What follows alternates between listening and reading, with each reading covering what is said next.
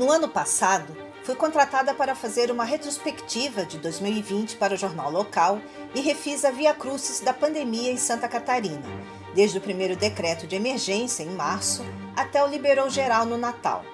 Ao ver em perspectiva o caminho que o vírus traçou, foi possível entender como chegamos até aqui, com quase 100% de ocupação nos hospitais em pleno verão, fugindo da curva de sazonalidade da gripe. Segundo o Ministério da Saúde, Santa Catarina teve 2 picos de contágio em 2020, entre os meses de julho e agosto e entre novembro e dezembro. Em julho, apesar das escolas fechadas, era mês de férias. O Parque Beto Carreiro foi reaberto para moradores da região sul e promoveu a própria Oktoberfest, já que a original foi cancelada. Os reflexos não demoraram a aparecer. Em 30 de junho, eram 1.300 casos diários de Covid em Santa Catarina. Um mês depois, chegaram a 3.630.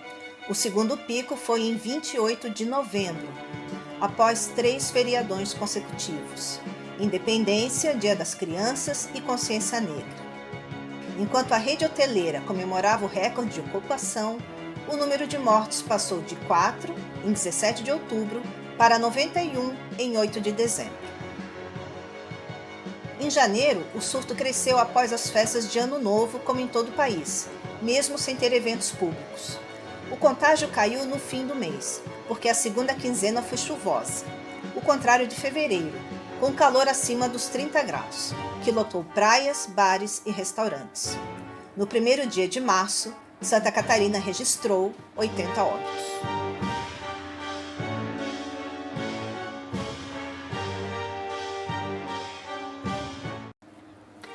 Menosprezar a segunda onda também aconteceu na Europa, que passou um verão tranquilo, devido ao fechamento de fronteiras, lockdown e cancelamento de voos.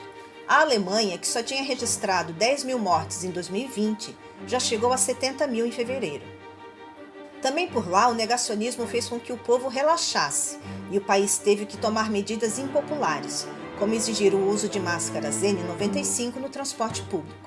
Ficou famoso o discurso de Angela Merkel sobre ser inadmissível ter mais de 500 mortes por dia e aquele ser o último Natal de nossos avós se não tomassem medidas mais duras.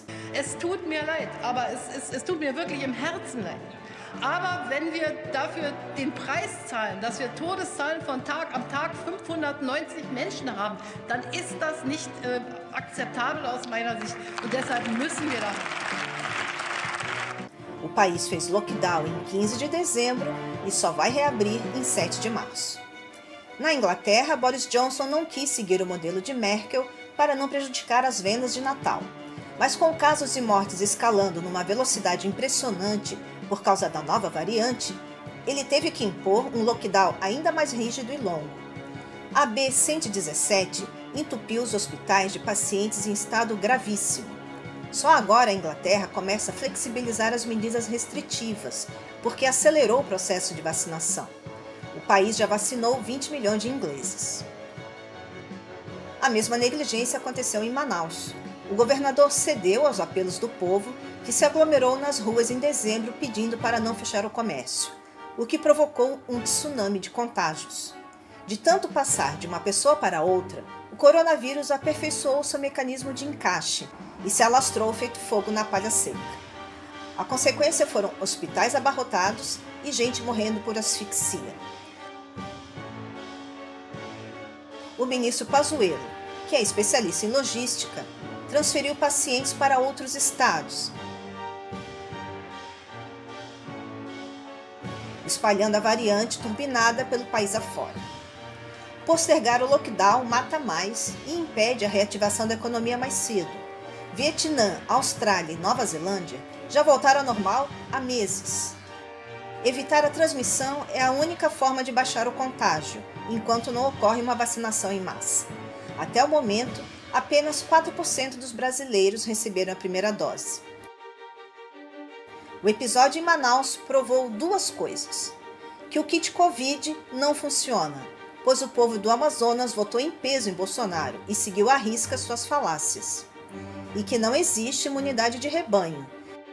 Deixar a pandemia rolar solta só fortalece o vírus. O descaso com o agravamento da pandemia contrasta com o cenário de um ano atrás, quando os governantes estavam empenhados em salvar vidas.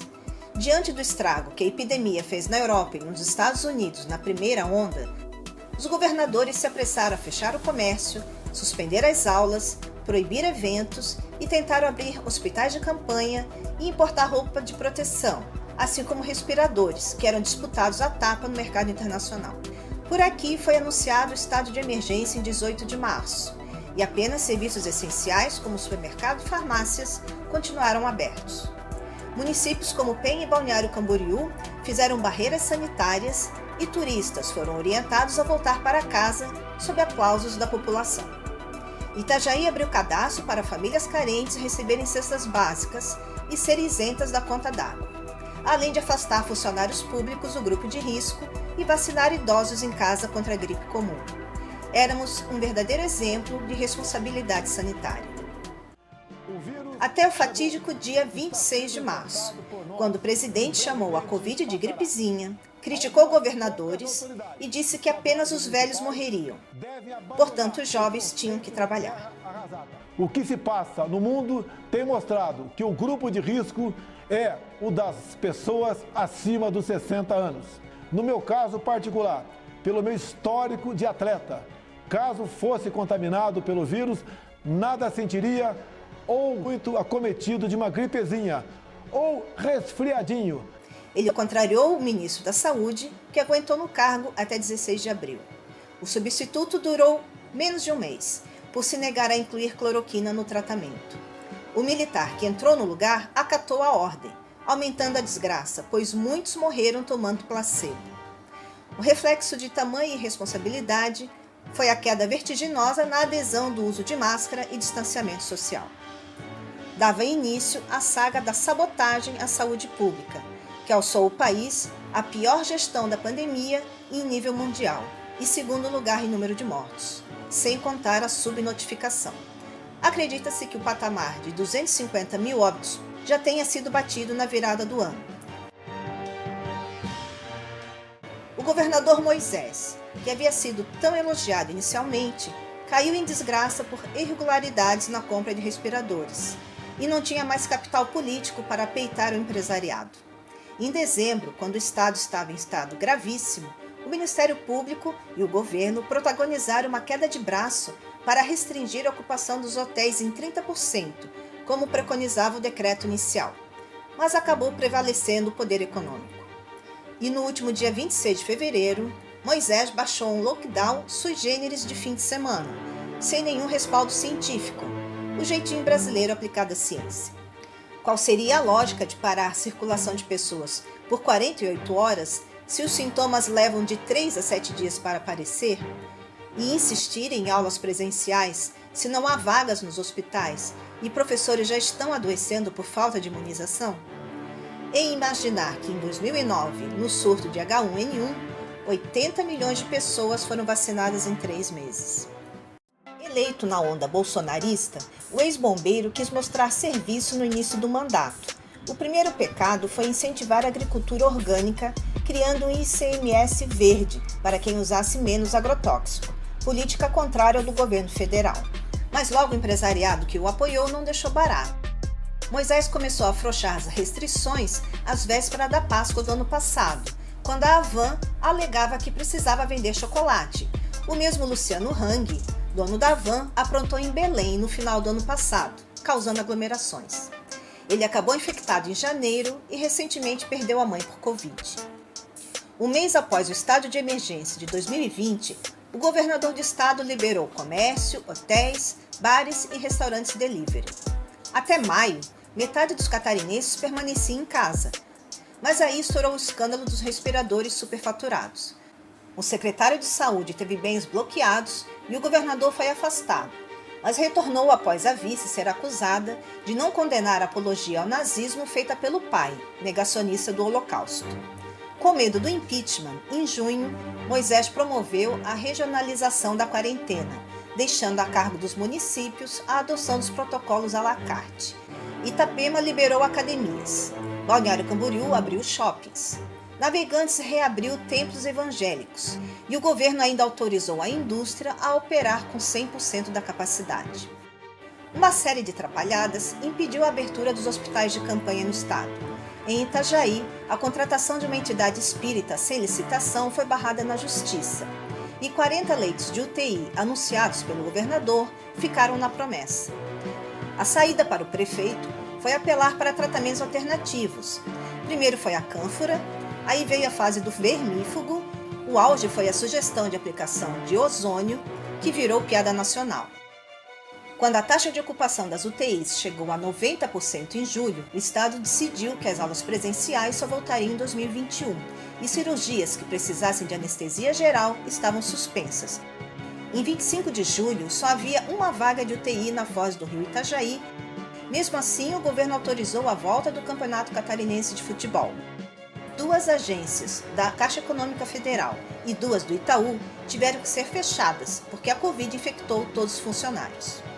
No dia 12 de julho, 100 detentos testaram positivo. Em agosto, Itajaí alcançava a marca de 100 mortos. O luto coletivo contrastava com as festas que rolavam nos iates de Porto Belo e Balneário Camboriú. O Covid deu um tempo em setembro. Bares e restaurantes estenderam o horário e o Hospital Marieta voltou a autorizar acompanhantes em Itajaí. Cultos e quadras esportivas foram liberados. Cinemas abriram em outubro. Parecia que o pesadelo tinha terminado. Os feriadões encheram as praias, mas a boa performance econômica fez o contágio disparar. Alheios à crise sanitária, donos de escolas particulares exigiam a volta das aulas. E a despeito da segunda onda mais severa que estava rolando na Europa e nos Estados Unidos, o prefeito de Balneário Camboriú não queria abrir mão do Réveillon, famoso por reunir 1 milhão de pessoas. Felizmente, o Ministério Público conseguiu proibir porque a UTI estava lotada.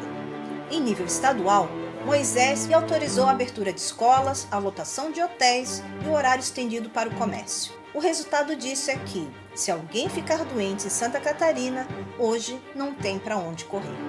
Já são 390 pessoas na fila por uma vaga de UTI, metade funcionários de frigoríficos da região de Chapecó.